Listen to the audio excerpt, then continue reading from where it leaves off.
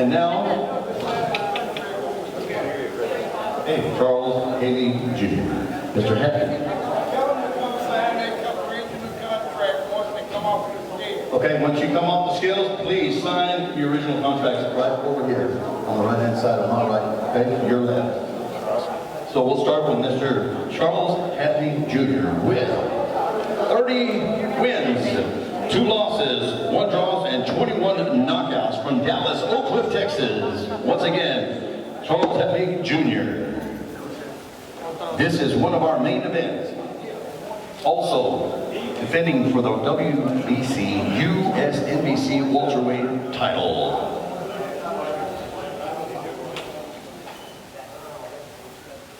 $146.6. 146.6. Charlie.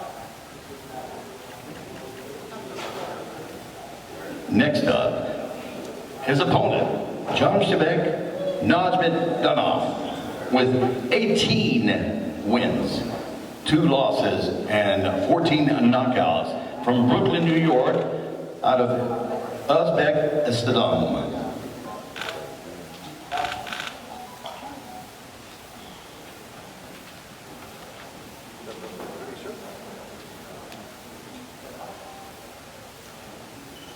$146.4. 146.4. Coming up next will be a face-off.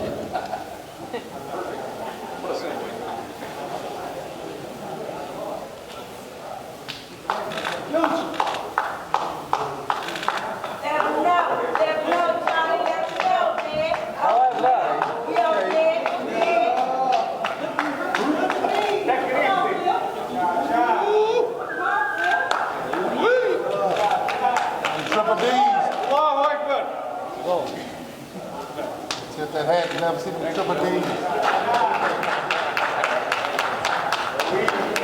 Next, co-main event, Sharita Vidka. Sharita Vidka. Kind of nervous.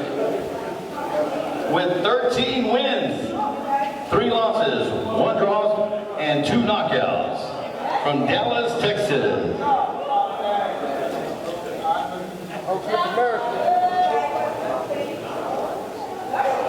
Sharita Vidka, chicken.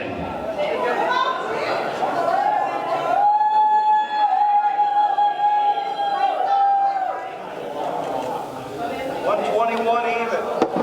121 even.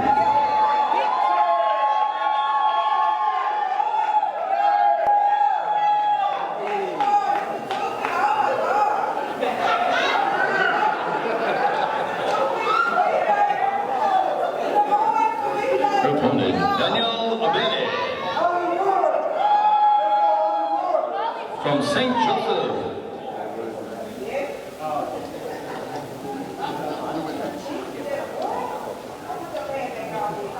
With 3 wins, 1 loss.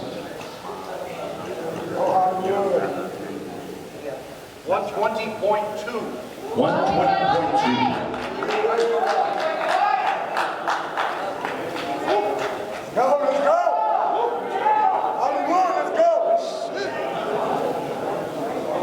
Face off, face off. Got him tight.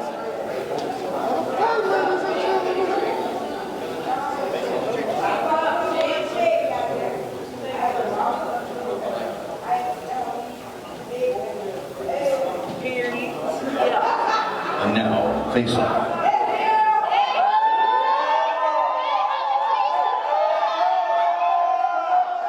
Hello, Texas.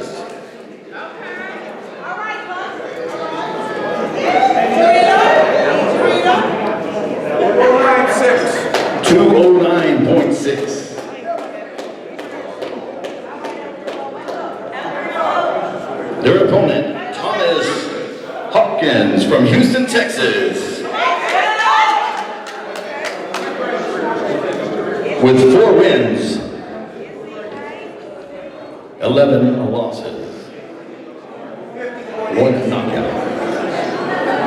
250.8. Thomas Hopkins.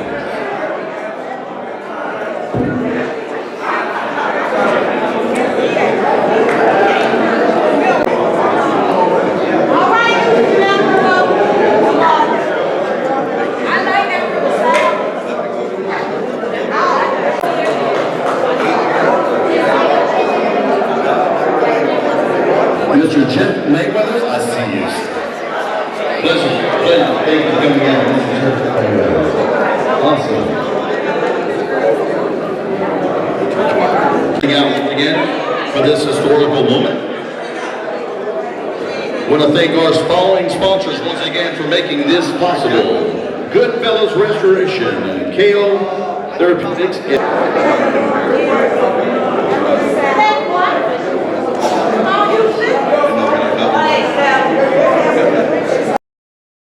And Tradeline Motor Cars and Trust Fund. Yes, Miss Christy Martin is in the house. She's in Dallas, Texas. Everybody knows who she is. We've been talking about her for the last week. We're here with Kingdom Boxing. And you just got here. Thank you so much for coming. I'm Ester Davis. You look much younger in person. You know, You get that a lot? no, but it's a little less bloody than back in the boxing days, you know, so sometimes people don't recognize me, plus, you know, it's like 25 years And then later. you're short. I'm short, but I've been short my whole life. Oh, okay. That ain't nothing new. Why did you decide to come to this? Then I know you're working. I know you're doing the commentating for pay-per-view. The real reason why we're really trying to make this marriage is because I feel like it's an opportunity for me to reach out to the domestic violence victims, survivors, the shelters, everybody involved here in Dallas.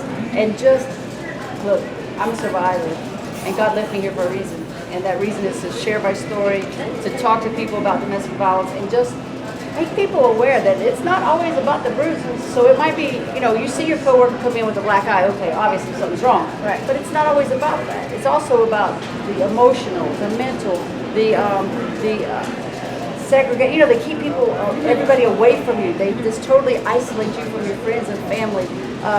Financial control. There's so many different forms of domestic violence But that what we need to bring gave awareness. you the courage to leave your predator? I mean, when did you decide, okay, I've had enough. By the way, the police chief is doing a program today. We couldn't do that. We got so much going on in Dallas. And his program is enough. We could not get Miss Martin down there. But the next time she comes, she's going to stay a little bit later. But, I mean, what gave you all of this courage? You know, I honestly, I hit rock bottom. I hit rock bottom because I was addicted to cocaine, and I just remember walking through my house one night. I looked at myself in the mirror and I said, "Wow, you look like an addict." And then, no, you're not. You don't look like an addict. You are. And at that point, I was like, that's not who I am. And I'm going to stand up. I'm going to stand up for me, and I'm going to make that change right now. He had told me for 20 years if ever I left him, he would kill me. But I was so. You stayed with this guy for 20 years? I was so low, so far down that it didn't matter to me if I lived or died. So now was the time I was going to leave. Okay. That picture of you they have in the hospital is like you're already a car. Yes, ma'am. Do you remember any of that time? I was a dead person. You know, I was done. He resurrected me actually when he thought he killed me and he left me on the floor. That was like the new birth, and then now, you know, I grew out of that person that he killed that night. And now I'm able to stand on my feet and be strong and talk to people about what happened to me in the past, but not just about what happened to me, but what's happening to people that you know everywhere. Yeah. You just asked me a question. We have a young lady at the moment as I speak. People are waving, coming by, looking at Christy Martin. But we were talking, we have a young lady that is being put in a room as we speak. She's been moved around 3 times. She said she would talk to you, but we wanted her to have some encouragement. So maybe this is the film that will encourage her to do better. She's hiding. Absolutely. And when you asked me about her coming on and doing an interview with me, my first thing to you was, she's hiding for a reason. She doesn't want people to see her. But again, you explained to me that she wants to share her story. She wants to talk to somebody that's been through those steps before.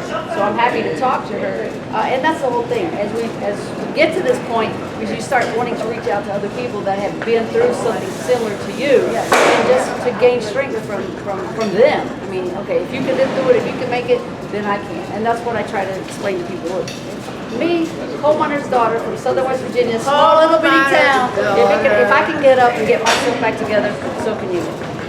She is Christy Martin. She's the guest at Kingdom Boxing. She's going to be here for a couple of days. We're so happy to have you here.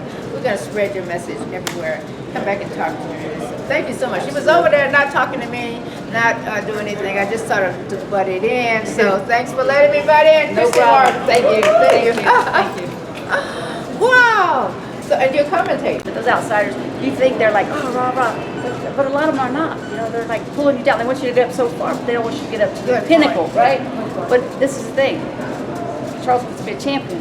He wants to get that title back. So there we go. You know, he's going to keep fighting and doing what he needs to do to get there. And that's what a winner is. You know, when you get knocked down, you have to get back up, and that's what we do. Absolutely. And I know you're commentating this fight. Is there any, beyond this fight, is there any advice that you would want to give? I don't know if you're familiar with Charles, if you guys have a relationship or not, but just to a fighter who, he's 36 right now and is trying to finish strong.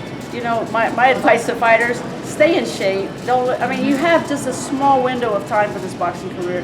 Stay in shape, stay prepared. You never know when your phone's going to ring. Don King would call me on a 10-day notice and tell me you're getting ready to fight. If I can tell Don King, no, I'm not ready, heck yeah, I'm ready. So stay ready, stay prepared, keep good people around you, and you have to keep your eyes on your money.